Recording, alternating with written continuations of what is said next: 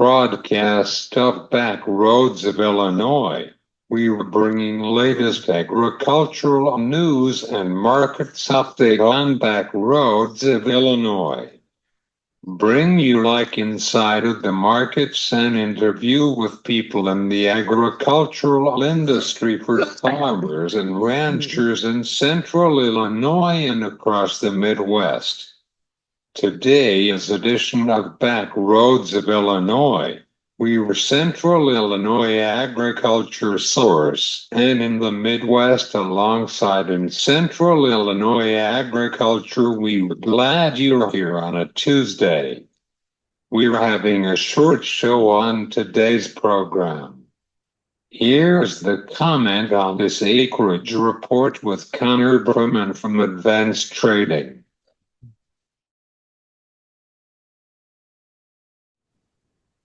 We saw the acreage report on this morning. However, let's digest the report from the Department of Agricultural. All right, we are glad that he is with us for this. We were joining with Connor Bridgman from Advanced Trading in Assumption, Illinois. How are you today? I'm doing good, Cesar. Thanks for having me. As always, always enjoy doing this and catching up. A lot of market activity since the last time we talked. Let's start to digest with these numbers of the acreage report on this morning. Could you explain to our listeners? Yes, so we had a quarterly stocks report from the USDA that came out at 11. And so we saw corn, soybeans, wheat was going to be the focus, and the star is definitely going to be the corn number that came out. So soybeans and wheat were generally in line with expectations.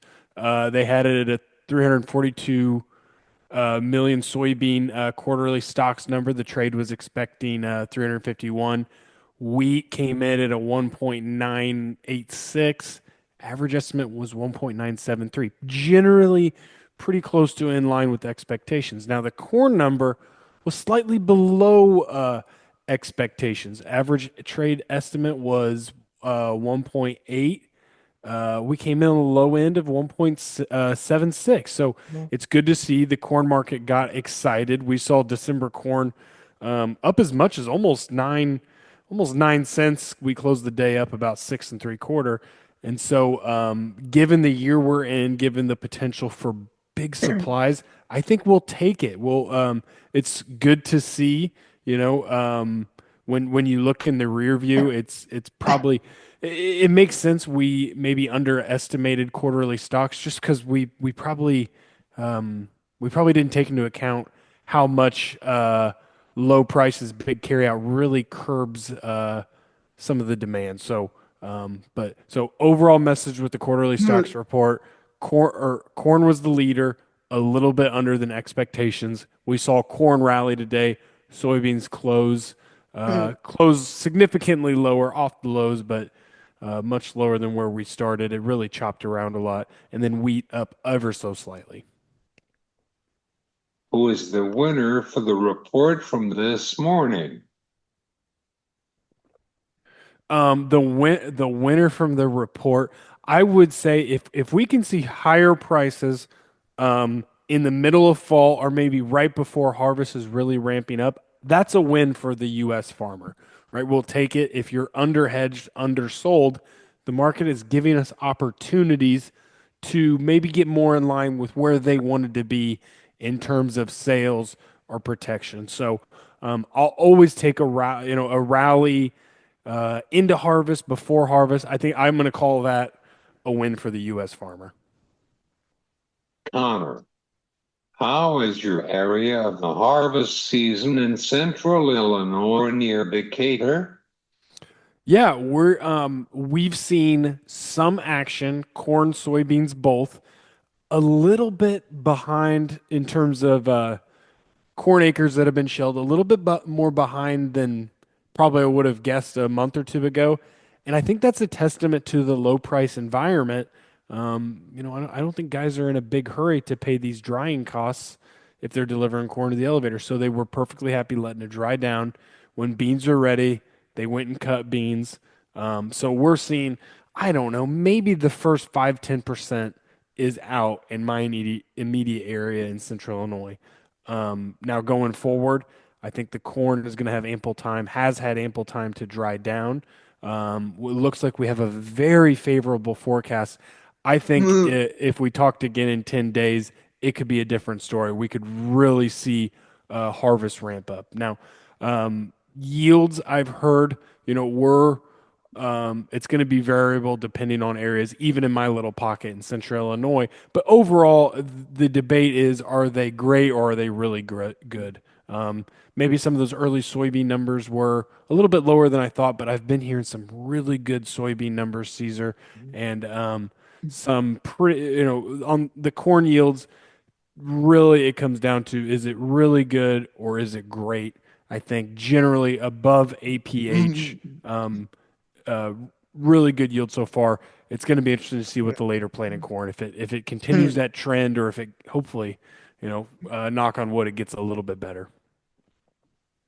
How is the corn cash market in Decatur, like the DM and Cargill? Yeah. So cash markets are for a fall delivery are historically weak. So if you looked at a local elevator, you're probably going to be at a 42 under on corn, and then anywhere from a 40-45 under on soybeans. Um, and so usually I would call that weak, definitely weaker than previous years. And even looking kind of at a maybe a 5-10 year average, that's pretty weak going into harvest. But the question I ask myself is, does it need to get better? And so if we have a big crop coming on, we know that elevators, generally speaking, we're not able to go into this harvest completely empty like they were in previous years. Now, with this delay, with rains, and maybe with guys cutting beans, they'll be able to continually ship corn and get enough space. But there's a lot of factors working against us if we're really trying to see this uh, corn soybean basis improve. And I think part of that is going to be, our export market. Hopefully, this is healed, but the Mississippi River has been lower with the precipitation. Hopefully, that is no longer an issue, and we can see a good amount of barge traffic, and hopefully that'll bode well for exports. The rail market, we've seen potential for strikes for the rail markets that are going to Mexico, which is not a good factor. And then also we had this Eastern labor strike on the East Coast that could be a significant disruptor. So basis is weak, the cash market is weak, but I really feel like there could be potential. It could definitely get weaker if we see some big corn lines and we see elevators, places start to get tight on space. The markets are currently lower than previously years, but what is your reputation for the markets? Yeah, we're the market. I had an old mentor that always said, always ask your question, what is the function of the market right now? And so 2 or 3 years ago, the function of the market is it needed to increase supply, right, and curb demand. And so how it does that is we see higher prices, and 2 years ago we saw significantly higher prices. But then the market does a very good job of increasing the supply, reducing the demand, and suddenly, coming off of 2023 into 2024, we've got enough corn in the world. As of right now, right, the story could change very quickly depending on South America and other factors on the soybean market, but we have enough soybeans too, and for that we've seen the lower prices. So going forward, right, there's always that potential for the black swan event, for some type of disruptor, whether it's geopolitical, whether it's what we're seeing in South America where they're dry and we affect the supply side. But if we don't see those factors, we're gonna have enough grain to fuel the pipeline, and we're gonna see carries in this market and we'll see the trade continually digest the market's going to trade. But when we get in these carry markets, sometimes it can really be, if we look back, it can really be a cyclical thing where we have opportunities through the growing year, maybe not the $2-3 up moves that we saw during the Ukraine war. But these carry markets, we know how they function. We know how they go forward. So then it'll just be, are we going to see any disruption? So going forward, could we see some upside from here? Absolutely. It's going to depend on, again, South America is going to be the big one, right? Where is their planning progress? How does their weather look like? But if we see them get an adequate to even, an adequate average to good crop in the ground, we could see the carry out be enough to fuel the pipeline and see these markets continue in the carry market that they've been in. Are you watching the presidential election of trade deficit? So if correct me, I believe the vice presidential debate is tonight or tomorrow. I doubt I watched that one, Caesar. It's just late enough with the little kids. I don't seem to have any energy to stay up and watch that. But in terms of commodity marketing, absolutely, I think we need to pay attention to it. And honestly, I think we need to be hedged before that presidential debate. It doesn't matter to me who's in office. Each one presents their own set of threats and opportunities.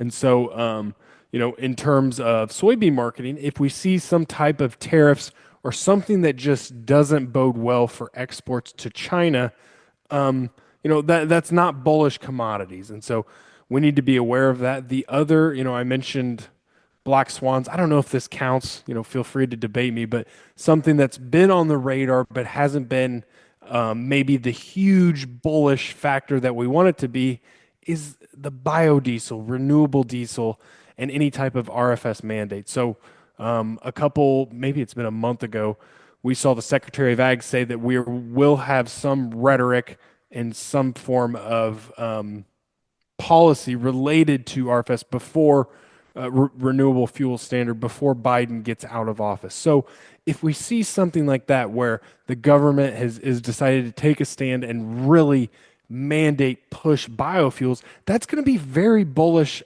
especially for soybeans. And so, but then on the flip side, kind of like what we've seen this past years is we haven't seen them step in a big way. We've seen them more or less kick the can down the road and say we want to be behind biofuels, but we're not getting fully behind it. And so those are factors that are going to be policy driven, and we could see it really going either way. So a lot of you talking politics, but in the next 60 days, a lot of factors are going to come to fruition on corn and soybeans, especially soybeans. We're going to have the U.S. yield.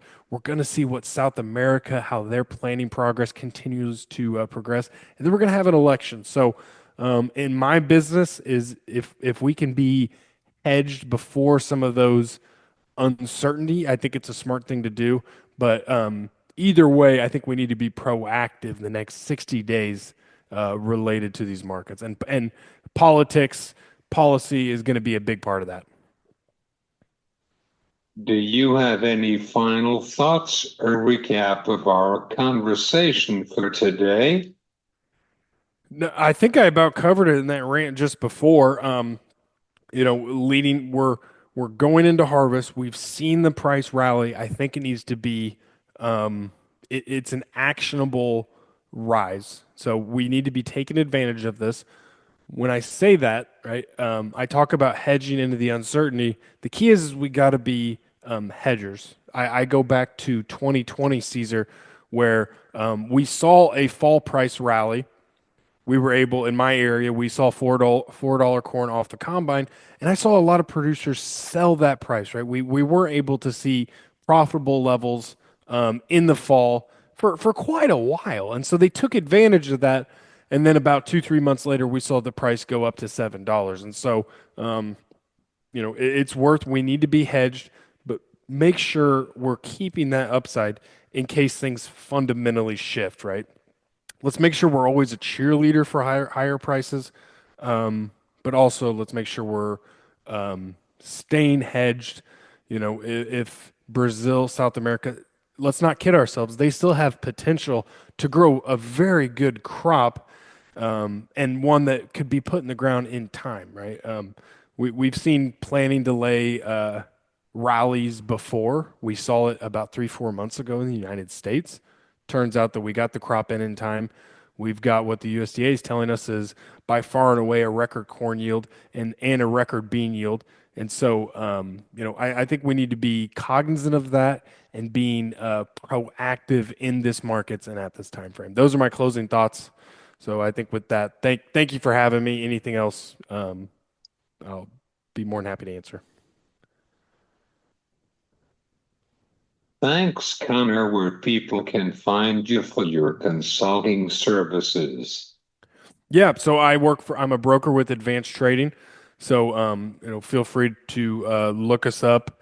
We've been in business for a while. And then I also do ATI Pro Media, where we do our daily commentary on YouTube, Spotify, Apple Podcasts. Feel free, it's free. Tune in if you want to see what we're talking about. Myself, Tommy Grisafi, and Brady Huck, my coworkers. We're doing that every day. So if you're interested, tune into that. Feel free, reach out. You can find my information on Advanced Trading's website. So, yeah, reach out anytime. This is Connor Bridgman from Advanced Trading in Assumption, Illinois, on back roads of Illinois.